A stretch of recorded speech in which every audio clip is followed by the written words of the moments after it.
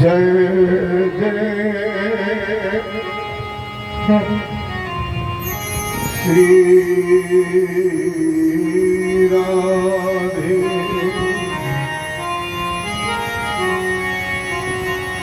जय जय श्री राधे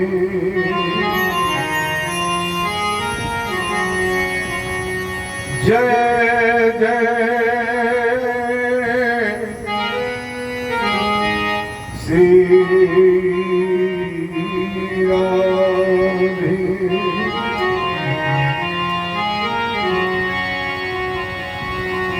अखंड मंडलाकारं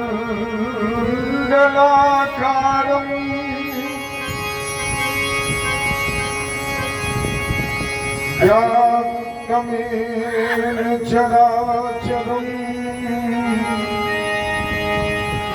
तत्पदं दर्शितं मेन तस्मै श्री गुरुवे नमः।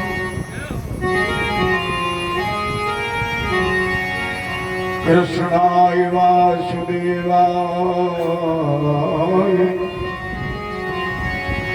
हरे परमात्मने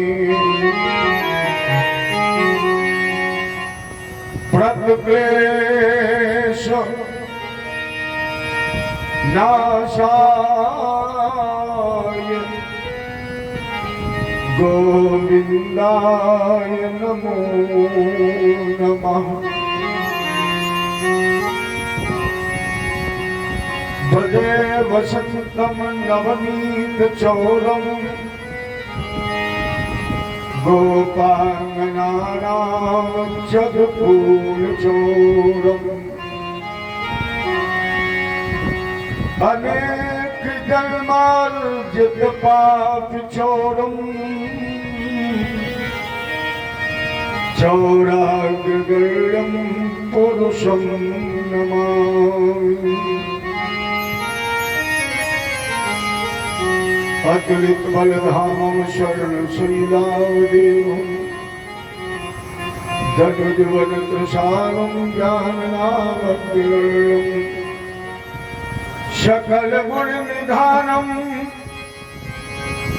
वानराणामधीशं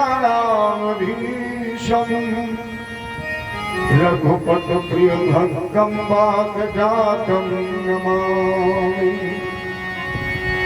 बोलो गुरुदेव भगवान की जय हो, कृष्ण भगवान की जय हो, रामचंद्र की जय हो, उमापति महादेव की जय हो, आदिशक्ति दुर्गे मैया की जय हो, भागवत भगवान की जय हो, बलभद्रबली की जय हो, ब्रह्मदेव महाराज की जय हो।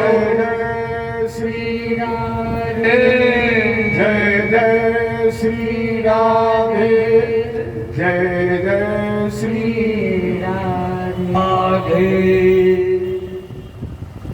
अखिल कोट ब्रह्मांड परमात्मा नंदन नंदन कन्हैया यशोदानंदन भगवान कृष्ण के अंशावतंश भगवत चरणारागी इसमें ही सम्मानित सजन बंधु आदिशक्ति पराम्बा भगवती जगदम्बा मैया अन्नपूर्णा के अंशावतंश हमारी श्रद्धेय माता और बहनों,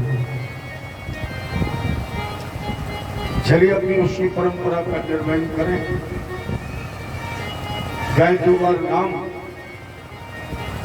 और इसके बाद भागवत कथा सुन रहे हैं। सभी लोग हमारा सहयोग करें, सभी लोग गए। आपने अपना बनाया ठाकुर जी, आपने अपना बनाया मेरे बा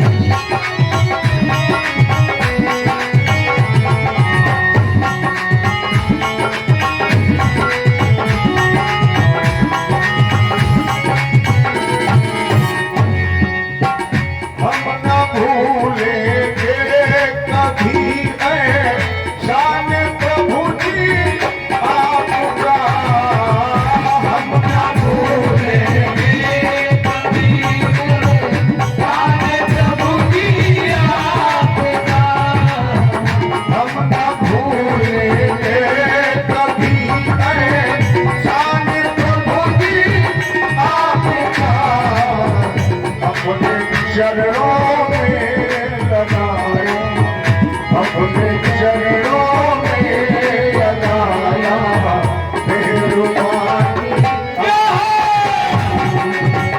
अपने चरणों में लगाया,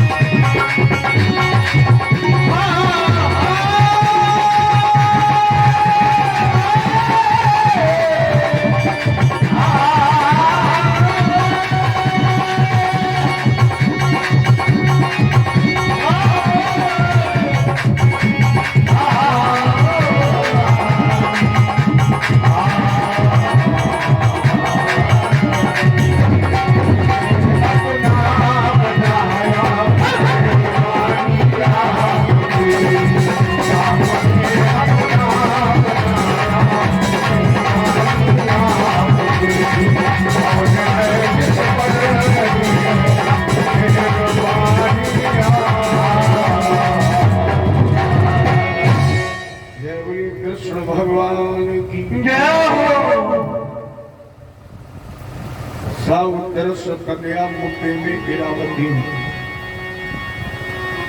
चर्चा चल रही थी। परीक्षित ने अपने मामा उत्तर की पुत्री इरावती से विवाह किया। 4 पुत्र पैदा हुए, जन्मेजय, श्रुतसेन, भीमसेन और उग्रसेन। ये वो परीक्षित हैं जिनका प्रथम नाम विष्णुनाथ था। दिग्विजय करते हुए जिन्होंने कलियुग पर विजय प्राप्त की। तो सोनक जी ने प्रश्न किया, महाराज जी जब इन्हें कलियुग पर विजय मिल गई तो फिर उन्होंने कलियुग को रहने क्यों दिया? सूत जी ने कहा एक कारण था। कौन? बोले जो फल व्यक्ति को सतयुग में तपस्या से, त्रेता में जो फल व्यक्ति को यज्ञ से, द्वापर में जो फल व्यक्ति को मिलता है दान से, वो कलयुग में मिलता है केवल भगवान के नाम गाने से। और राजा परीक्षित ये जानते थे कि कलयुग का मनुष्य अल्पायु होगा, अल्पज्ञानी होगा। तो अल्पायु और अल्पज्ञानी व्यक्ति वेद शास्त्र पुराणों का पठन पाठन अध्ययन मनन, अच्छा वेद तो एक ऐसा क्लिष्ट ग्रंथ है, यह हमारी पौराणिक व्यवस्था इतनी क्लिष्ट है जिसका शब्दार्थ अलग है, भावार्थ अलग है, गूढ़ार्थ अलग है। तब गूढ़ार्थ भावार्थ शब्दार्थ अल्पज्ञानी व्यक्ति समझ ले असंभव है। तो क्यों ना एक कलयुग में व्यक्ति के तरण तारण का सरल उपाय दे दिया जाए। बाबा ने भी इसका समर्थन किया है और उन्होंने लिखा कलयुग धर्म न ज्ञान विवेकू लेकिन राम नाम अवलंबन एक। कलयुग में भले ही धर्म ना हो, ज्ञान ना हो, विवेक ना हो, लेकिन अगर राम के नाम का सहारा ले लिया जाए। सागर सुमिरन जे नर करही ते गोपद इव भवनिध करही। नाम ले लोगों ने तक मगर की एक बात बताइए, ठीक हमने भगवान का नाम गाया, सागर तो अथाह है, ये संसार सागर अथाह, इसकी थाल ली नहीं जा सकती। गोस्वामी जी ने कहा ये अथाह है, लेकिन अगर नाम गाओ तो कितना है, पूरे गाय के खुरकी बराबर। ते गोपद, एक भक्त बुद्धिमान था, उसने कहा गुरु जी ठीक है, हमें गाय के खुरकी तरह दिखाई पड़ा और हम उसमें उतर गए और इसके बाद बढ़ गया तो क्या होगा? तो हम ना इधर के रहेंगे न उधर के रहेंगे। वो स्वामी जी ने कहा उतरो नहीं, क्या करो? बोले नाम ले भव सिंधु सुखाही। उतरने से पहले कितना नाम गालो कि भव सागर सूख जाएगा। अच्छा, जब सूख जाएगा तो इसके बढ़ने का कोई खतरा नहीं, कितना भी गहरा वो पार हो जाओगे। नाम ले तो बहुत सिंधु सुखाही, करो विचार सुजन मन मन। इसलिए राजा परीक्षित ने कलयुग को रहने के लिए 4 स्थान दिए हैं। और अच्छी बात यह है कि राजा परीक्षित के राज्य में ये 4 स्थान थे ही नहीं। इन्होंने सोचा राजधर्म का निर्वहन भी हो जाएगा और कलयुग को रहने की जगह भी नहीं मिलेगी। राजधर्म के अनुसार इन्होंने 4 स्थान दिए। द्यूतम पानम स्त्रिया सुना यत्र धर्म चतुर्विधा।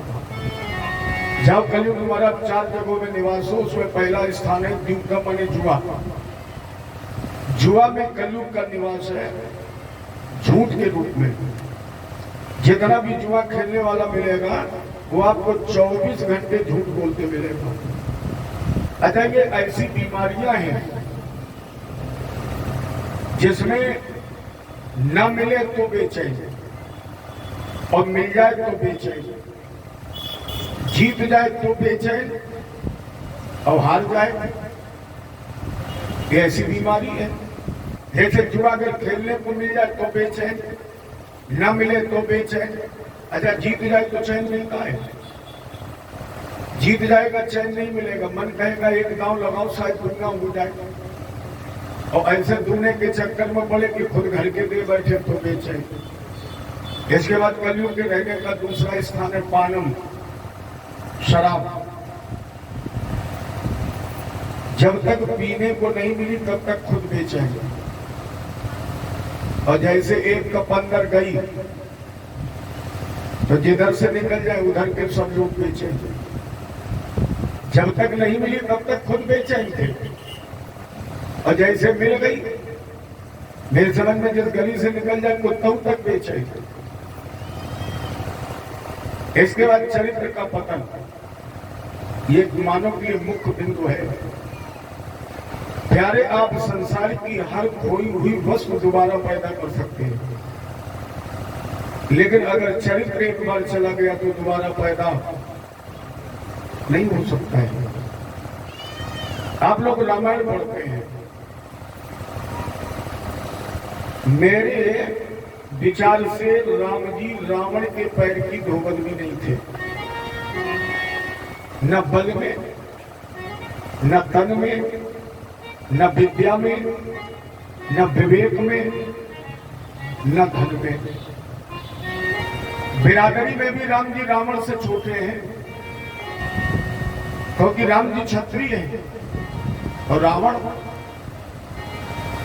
केवल ब्राह्मण नहीं है।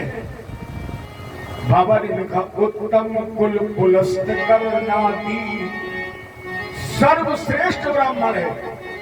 केवल ब्राह्मण नहीं, सर्वश्रेष्ठ ब्राह्मण। और बल कितना है?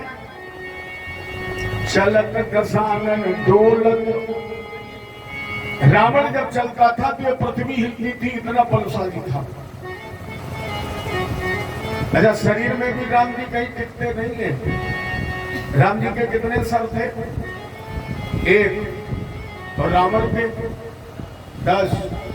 राम जी के 2 हाथ और रावण के 20।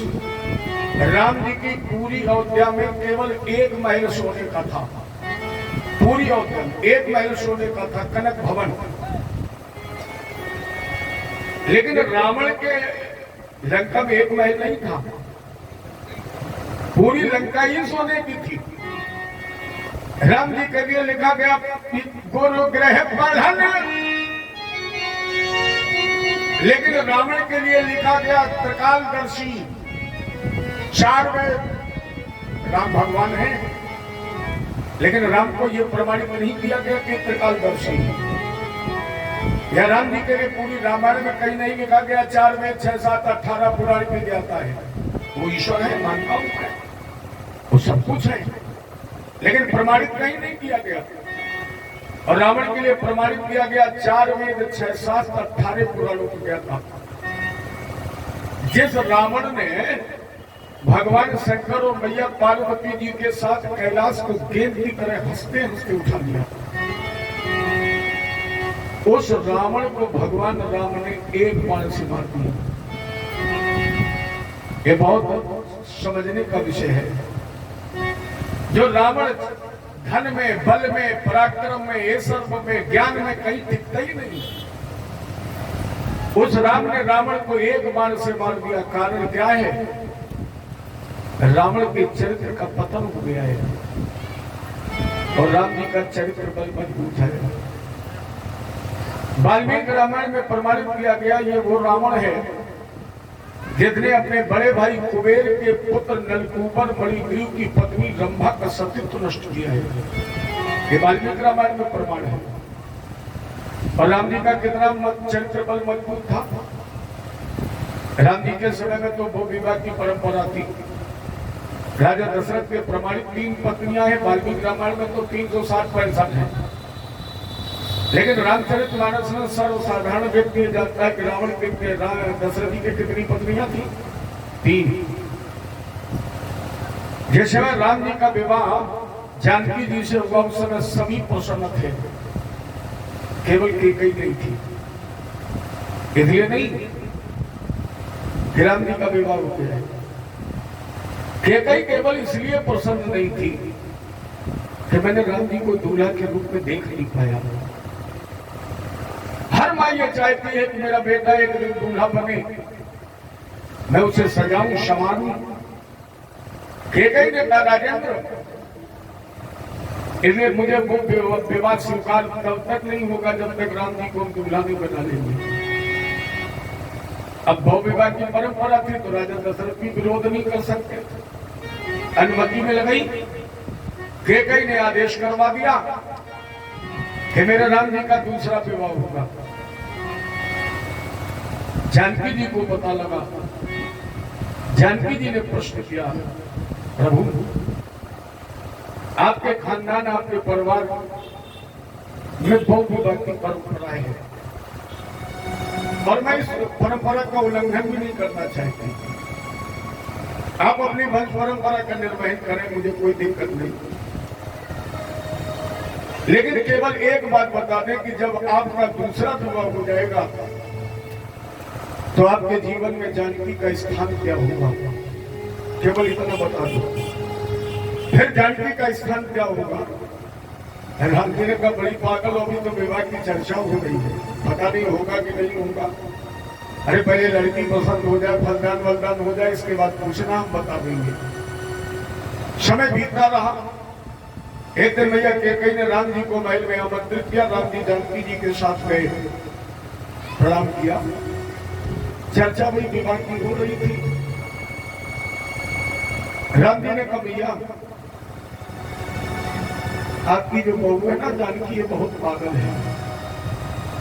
कैकेयी ने पूछा क्यों? राम जी ने कहा भी बेटी पसंद नहीं की गई, कोई लड़का देखने वाला नहीं आया और ये इतनी पागल है, हमसे पूछ रही थी कि राम जी तुम्हारे जीवन में जानकी का स्थान क्या है? राम जी ने कहा भैया उस समय तो हमने जानकी के प्रश्न का उत्तर नहीं दिया, क्योंकि उस समय मेरे पास कोई गवाह नहीं था, कोई साक्ष्य नहीं था, लेकिन आज साक्ष्य के रूप में प्रस्तुत होकर के आपको मैं जानकी जी के प्रश्न का उत्तर देने जा रहा हूं। भगवान राम ने मैया कैकेयी के चरणों पर हाथ रखा और कहा, मां, हम आपके चरणों की शपथ खाकर कहते हैं, राम के जीवन में एक ही जानकी थी, एक ही जानकी रहेगी और एक ही जानकी रहेगी। राम जी ने कहा, मेरे जीवन में एक ही जानकी थी। मेरे कहने का मतलब प्यारे, रावण रूपी आतंकवादी अधर्मी अन्यायी को वही मार सकता है जिसका चरित्र बल राम जी की तरह मजबूत हो। ये सब कुछ चला जाए, प्यारे चरित्र कभी मत जाने देना। और राजा परीक्षित ने कलयुग को स्थान दे दिया आशक्ति में। या एक और संदेश कबीर जी ने दिया है, नारी की छाया पर अंधा होत भुजंग, कबीरा उनकी को कहे जो नित नारी के संग। अथवा पर नारी पैनी छुरी तीन थोर में खाए, पर नारी पैनी छुरी तीन थोर में खाए, धन हरे यौवन हरे, फिर मरे नरक ले जाए। चरित्र जिसका पतित हो गया उसमें कलयुग का निवास आसक्ति के रूप में हो गया। और चौथा स्थान है हिंसा, चोरी डकैती करना। अब यहाँ एक ध्यान देना, एक कत्ल करने वाला, एक डाकू, दूसरे का हक मारने वाला आपको कभी करोड़पति नहीं मिलेगा। और एक गरीब व्यक्ति 10 लड़कियों की शादी कर लेगा, वो आपको भिखारी नहीं मिलेगा। बड़े बड़े डाकुओं का नाम आपने सुना, पूरी जिंदगी की कमाई 2 मिनट में डंडा चलाया और ले गए। तुम्हारे पूरे जीवन की कमाई 2 घंटे में 2 मिनट में ले गए। बताइए आपका कोई लखपति बनाओ। और आपके गांव में ही कुछ लोग ऐसे होंगे जिनके 4 लड़कियां होंगी और लोग कह रहे होंगे कि बेचारा विवाह कैसे करेगा, लेकिन 4 का विवाह हो गया, पता ही नहीं चला, 5वें की तैयारी कर देता है। तो कथा कराने वाला, मंदिर बनवाने वाला, लड़की की शादी करने वाला, किसी गरीब की मदद करने वाला कभी भिखारी नहीं बनता है। और दूसरों का हक मार करके अमीर बनने वाला कभी आपको करोड़पति बनता नहीं मिलेगा, कभी नहीं बन सकता। राजा परीक्षित ने 4 स्थान दिए, कलयुग ने कहा 1 स्थान और दे दीजिए। कौन? बोले सोना। रावण ने कहा सोना, कुंभकर्ण ने कहा सोना, और विभीषण ने भी तो कहा सोना। रावण ने कहा सोना, वही 50,000 रुपए तोला वाला। कुंभकर्ण ने कहा सोना, खूब सोए जी भाई। विभीषण ने कहा जो रावण और कुंभकर्ण ने मांगा, प्रभु वरदान दीजिए सोना, वो नहीं चाहिए जो रावण कुंभकर्ण ने मांगा। जय विभीषण पास प्रभु कहो पुत्र बर मांग, और दे मांगे भगवंत पद कमल अमल अनुराग। सोना दे दिया। लेकिन भैया सोने में तो भगवान रहते हैं। आचार्य जी जब पूजन कराते तो मंत्र बोलते, हिरण्य गर्भा संवर्तताग्री अभूतस्य जातः पतिरेक आशीत। हिरण्य गर्भा, भगवान का एक नाम हिरण्य गर्भा है। हिरण्य माने होता है सोना। सोने के गर्भ में भगवान का निवास है। और जब सोने में भगवान का निवास है तो वहां कलयुग रह सकता है? जहाँ ठाकुर जी का निवास है वहां कलयुग नहीं रह सकता है। तो आप फिर विचार करो, किस सोने में भगवान रहते हैं और किस सोने में कलयुग रहता है? जो पैतृक संपत्ति के रूप में, जो धर्म, न्याय पुरुषार्थ से धनोपार्जन किया जाता है, उसमें हमारे ठाकुर जी निवास करते हैं। जो हम अपने पुरुषार्थ से, धर्म से, न्याय से, नीति से धनोपार्जन करते हैं, उसमें ठाकुर जी निवास करते हैं। और जो अनीत, अधर्म, अन्याय, पाप और दूसरे का हक मार करके धन संग्रह करते हैं, उसमें कभी भगवान का निवास नहीं हो सकता है, उसमें कलयुग का निवास होता है। इसलिए वो धन तुम्हें भी नहीं, तुम्हारे परिवार को भी आज नहीं तो कल ले डूबता है। और वही जब तक राजा परीक्षित ने अपने पैतृक संपत्ति का भोग किया, कलयुग का असर नहीं हुआ। कलयुग का असर कब हो गया? जब राजा परीक्षित ने पापी जरासंध का मुकुट अपने सर पर डाल दिया। अभी मुकुट न तो इनकी पैतृक संपत्ति था, न इन्होंने पुरुषार्थ से, धर्म से, न्याय से पैदा किया था। और जैसे इन्होंने पर संपत्ति का प्रयोग किया तो इसी मुकुट के माध्यम से राजा परीक्षित के सर पर कलयुग बैठ गया। अच्छा, हमारी आपकी बुद्धि कहाँ है? सर पर। अच्छा, बुद्धि के केंद्र बिंदु में बैठ गया तो कलयुग ने अब अपनी मर्मर्जी चलाई। परिणाम स्वरूप क्षुधा से त्रसित राजा परीक्षित के माध्यम से शमीक महात्मा के गले में बना हुआ सर्प डलवा दिया। कैसा अपराध किया है? जैसा रामायण में सती ने किया। और जब परीक्षा ली, परीक्षा में पास हो गई, तो न तो सती ने क्षमा मांगी, न राजा परीक्षित ने क्षमा मांगी। भाई, परीक्षित ने सर पर बड़ा हुआ जब डाल दिया और शमीक जी का ध्यान भंग नहीं हुआ, राजा परीक्षित ने तो जान लिया कि सत्यनिष्ठ संत है, पहले वह प्रणाम करके क्षमा मांगनी चाहिए थी, लेकिन कलयुग ने क्षमा मांगने नहीं दी और बैठ करके वापस आ गए। शमी के पुत्र संगी जो कौशिकी नदी के किनारे खेल रहे थे, इन्होंने श्राप दे दिया, अहो अधर्म पालानाम दीर्घम बलभुजाम्यु इतलंघित मर्यादम दक्षते शब्द में हरि। जिस भी राजा ने अधर्म अनीति का कार्य किया है, जिसने अपनी मर्यादा का उल्लंघन किया है, वो राजा कान खोल करके सुन ले, उसकी मृत्यु आज के ठीक 7वें दिन तक्षक राज्य के काटने से होगी। अब जरा भैया विचार करो, हम आप परीक्षित ही तो हैं, हमारे आपके लिए कोई 8वां दिन बनाए? 7 दिवस के बीच में होगा मरघटवास, सोने सी काया जले कोई न होवे पास। 7 दिन का जीवन काल है, हमारा आपका तक्षक है। 7 दिन में ही दसता है। राजा परीक्षित को ज्ञान हुआ, क्योंकि राजा परीक्षित को बैठे रो रहे थे जब स्वर्ण मुकुट उतार दिया। परीक्षित पश्चाताप कर रहे थे, अहो वयम धन्य तमान प्रणाम महत्व मानु ग्रहणीय शीला दूरा कुलम। ये प्रभु क्या हो गया?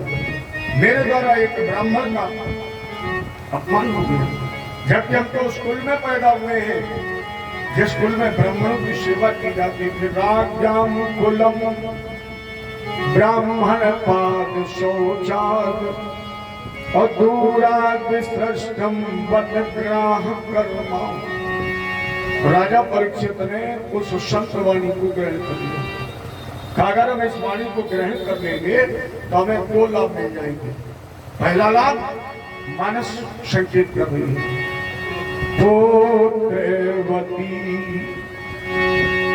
अगर इस श्राप को ग्रहण करके 7 दिन तक भगवत भजन कर लेंगे तो मेरी माँ को माँ कहलाने का गौरव मिल जाएगा। मरना तो निश्चित है, आज नहीं मरेंगे, कल मर जाएंगे, कल नहीं तो परसों, तो शाश्वत सत्य है। तो जब मरना है तो क्यों ना हम भजन करके ही मरें। ये राजा परीक्षित का पुत्रवती युवती जग सोई रघुपति भगति रघुपति भगति जासु शुद्ध होई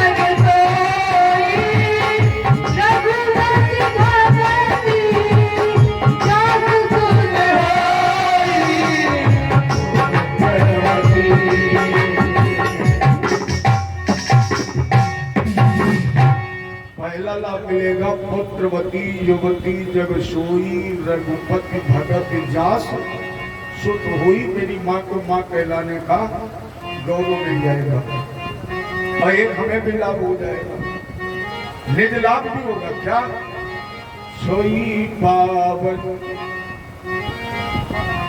सोई शुभागे शरीरा और जो तनु पाई भजे रघुवीरा सोई पावन। मेरा शरीर भी पवित्र हो जाएगा, पावन हो जाएगा। इधर राजा परीक्षित ने तुरंत भैया 3 बातों में शीघ्रता करिए, विचार मत करिए। और अगर आपने विचार कर लिया तो वो 3 काम फिर हो नहीं सकते। उसमें 2 काम हम आपको बता देंगे, 1 नहीं बताएंगे। अगर आग्रह करोगे तो बता देंगे, लेकिन शर्त है कि वो तीसरा काम करोगे नहीं तो बता दूंगा। उन्हें सबसे पहला काम है दान। मन कहे दान कर दो, विचार मत करो। अगर आपने 1 मिनट विचार कर लिया तो निश्चित है कि उस दान में खोट लग जाएगा। वो दान पूरा का पूरा हो ही नहीं सकता है, निश्चित। मन कहे 11 रुपए मंदिर में चढ़ा दो, विचार मत करो। अगर 1 मिनट आपने विचार किया तो मन तुरंत कहेगा कि 11 की जगह 5 चढ़ा दो, निश्चित है, उतना नहीं हो सकता है। इसके बाद गुरु की शरण, इसमें भी विचार मत करो। मन जब कहे, जितनी जल्दी कहे कि गुरु की शरण में, तुरंत चले जाओ। लोग कहते हैं गुरु को जांच तो ले। बड़ा इस बात को सुनकर के हंसी आती है कि क्या प्राइमरी का विद्यार्थी आप एडमिशन कराने जाए और वो कहे कि पिताजी एडमिशन बाद में कराओ, पहले हम देख लें हमारे गुरु जी हमें पढ़ा लेंगे कि नहीं पढ़ा लेंगे। तो विद्यार्थी है कि गुरु का गुरु हो गया। क्या प्राइमरी के बच्चे के अंदर ये क्षमता है कि अपने पढ़ाने वाले गुरु का वो परीक्षण कर ले? अगर परीक्षण करने की क्षमता है तो फिर प्राइमरी का शिष्य ही नहीं रहा। अब लोग कहते हैं गुरु करो जान के। क्या जान सकते हो? क्या क्षमता है तुमने? अथवा मैं तो ये कहता हूं कि गुरु करने का विषय नहीं है, मानने का विषय है। अगर आप मेरी बात से सहमत हो तो उत्तर दीजिए, गुरु करने का विषय है कि मानने का विषय है? गुरु करने का विषय नहीं है, गुरु मानने का विषय है। लोग अब गुरु करते हैं, गुरु मानते नहीं है। अब गुरु करते हैं, हमने देखा लोग चौराहे पे खड़े होके कहते अरे हमने तो गुरु कर लिया है। अरे गुरु कर लिया तो कौन सा तीर मार लिया है? कर लिया तो अपने लिए कर लिया है। एकलव्य ने गुरु किया है कि गुरु माना है? एकलव्य ने गुरु किया नहीं है, गुरु माना है। ये गुरु करने का विषय नहीं है, गुरु मानने का विषय है। तो मान करके देखो। आज और एक व्यक्ति को हमने मनाने की कोशिश की है, उसका नाम है फूल सिंह। इन्हें भी मैंने मनाने की कोशिश की। मुझे इस बात का गर्व है कि उस व्यक्ति ने हमारी बात के सौरा में मानी, जिस पर लोग व्यंग करते थे कि वेदन कभी बीड़ी नहीं छोड़ सकते। अन्य भी लोगों ने हमारी पिछली कथा में संकल्प लिया, लेकिन उस संकल्प में एक भी व्यक्ति खरा नहीं उतरा। हालांकि लोग मुझे मिले नहीं है, फिर भी मैं पता रखता हूं। पिछली कथा में जितने लोगों ने संकल्प लिया, उनमें से एक व्यक्ति भी उस संकल्प में खरा नहीं उतरा। लेकिन जब वेदन से मैंने कहा कि मिश्रा जी बीड़ी छोड़ दो, आधे किसौरा के लोगों ने कहा था कि पंडित जी वेदन बीड़ी नहीं छोड़ सकते हैं, प्राण दे सकते हैं, लेकिन वेदन जिंदा है, सकुशल है, लेकिन बीड़ी वेदन के पास नहीं है। और ये हमने आज सुबह सुबह फूल सिंह को भी आदेश दिया कि आज से बीड़ी बंद। ये तो नहीं समझे, नहीं अब बीड़ी बंद। कम से कम कथा में एक व्यक्ति का तो सुधार हो जाए। एक व्यक्ति का सुधार हो गया, सब लोग कथा सफल हो गई, हमारा जीवन में धन हो गया, श्रोताओं का भी जीवन धन हो गया। हालांकि लोग कहते तुम्हें करने की क्या जरूरत है भैया, हम लोग अगर नहीं समझाएंगे, हम लोग अच्छी बातें नहीं सिखाएंगे, अगर तुम्हारी बुराइयां हम लोग नहीं छुड़वाएंगे तो फिर कौन छुड़वाएंगे? हम लोगों का काम है। इन्हें छोड़िए, एक एक बुराई तो छोड़ते रहो। और जब जीवन में एक एक बुराई छोड़ते रहोगे तो एक लाभ भी मिलेगा।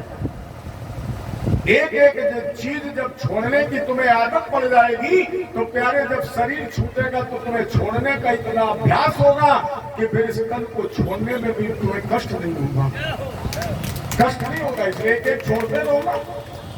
एक दिन तंबाकू छोड़ो, एक दिन मसाला छोड़ो, एक दिन गुस्सा छोड़ो, एक दिन चोरी छोड़ो, एक दिन किसी की बुराई छोड़ो।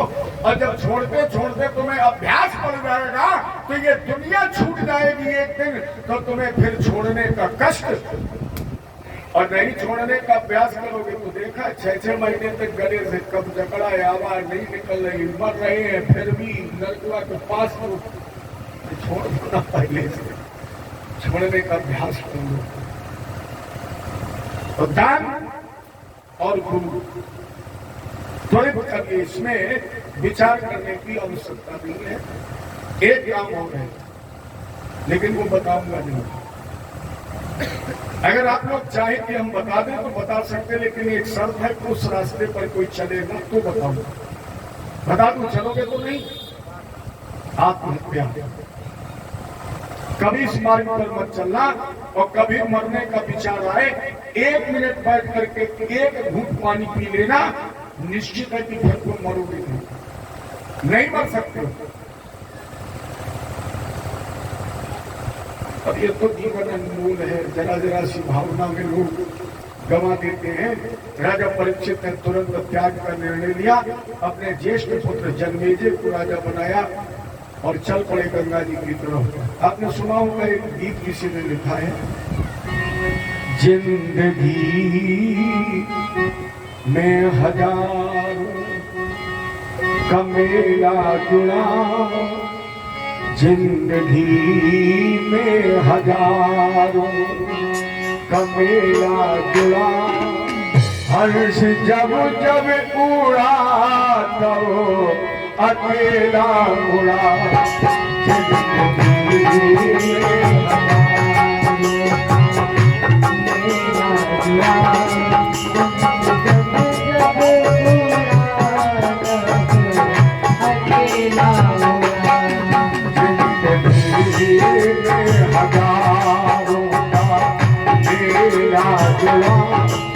हर्ष जब जब पूरा तो अकेला पूरा,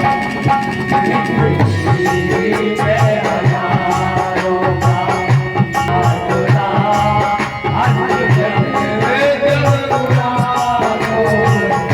अकेला उड़ा जिंदगी में हजारों का मेला जुड़ा, जिंदगी में हजारों का मेला जुड़ा हर्ष जब जब उड़ा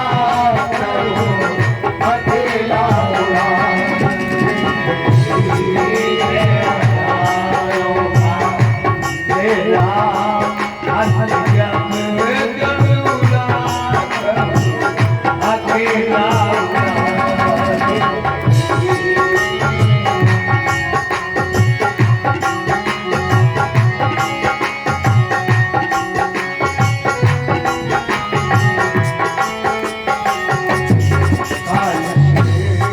बचन पाएगा छोटा बड़ा, काल से बचन पाएगा छोटा बड़ा, हर्ष जब जब उड़ा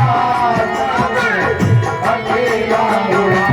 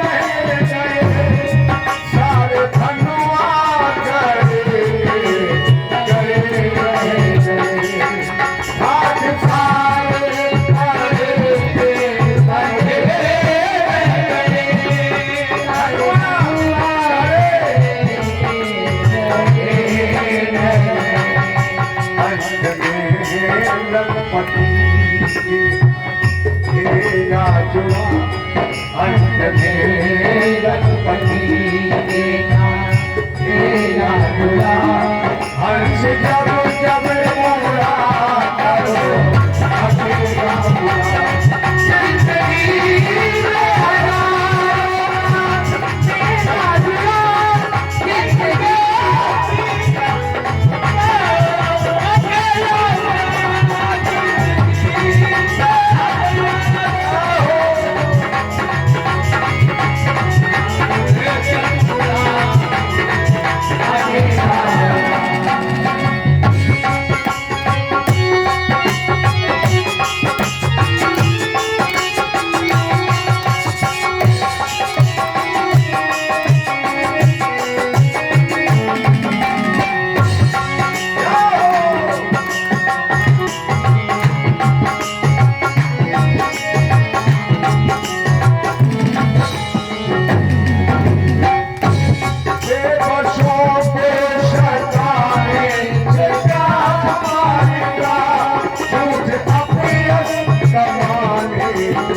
जुड़ा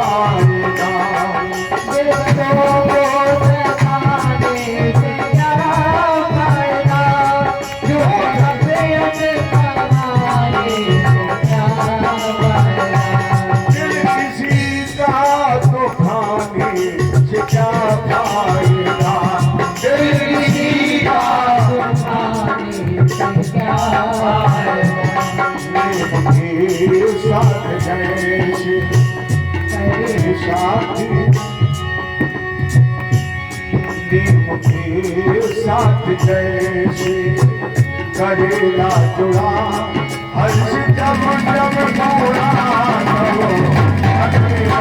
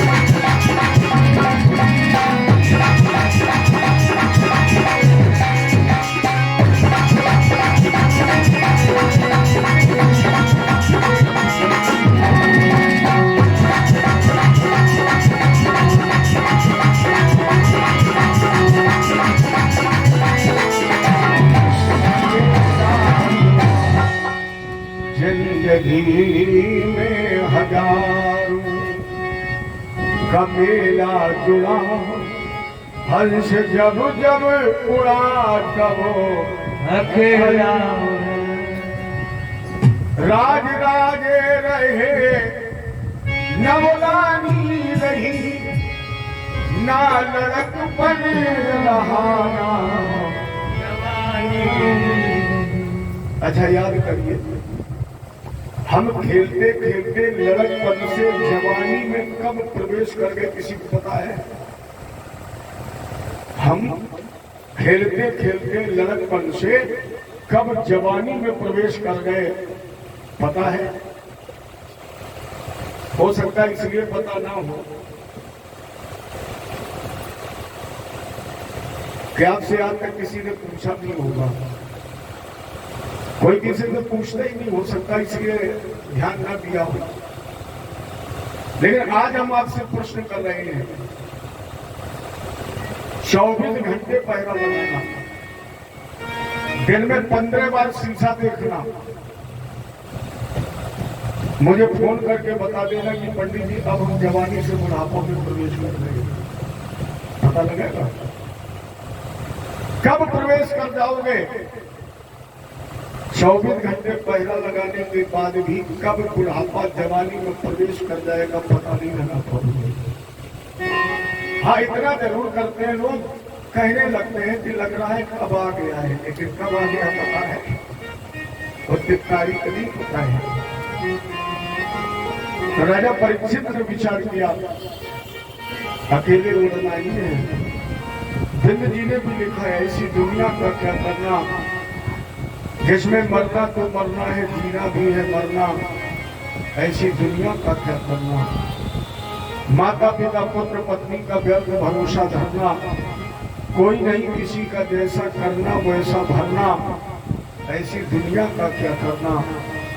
उसको आवागमन जन्म मरणादि से क्या डरना, जिसके सिर मुख से झरता है हर नाम बिंदु का झरना, ऐसी दुनिया का क्या करना। राजा परीक्षित ने राज्य लक्ष्मी का त्याग कर दिया। मां भागीरथी के किनारे शुक्रताल बट वृक्ष की शीतल छाया साधना का केंद्र। यहाँ पर संतों का भृगुर वशिष्ठ चौनस गौतम मेवातिथि देवल देवरातो रामस तथा गाद सुतस्य शाकुरो मृकन्य पुत्राकृत त्रिपलागा भृगु वशिष्ठ चवन गौतम मेवातिथि देवल देवरात पराशर पुत्र वेदम व्यास, इन संतों के बीच में राजा परीक्षित की चर्चा चल रही थी। उसी समय राजे महात्माओं एक आश्चर्य हो गया, भगवत भगवान व्यास पुत्रो और यक्षया गामटमानो न अलक्षलिंगो निज लाभ तुष्टो बाल अवधूत देशम दिगंबरम वक्त विकीर्णेशम प्रलम्ब बाहु समरोत्तमा हम कथा भगवान व्यास पुत्र। हलचल चल रही थी, उसी समय व्यास पुत्र दिगंबरम, इनके तन पर एक धागा बने बिल्कुल दिगंबर हैं, कमर में नारा लपेटे हुए हैं।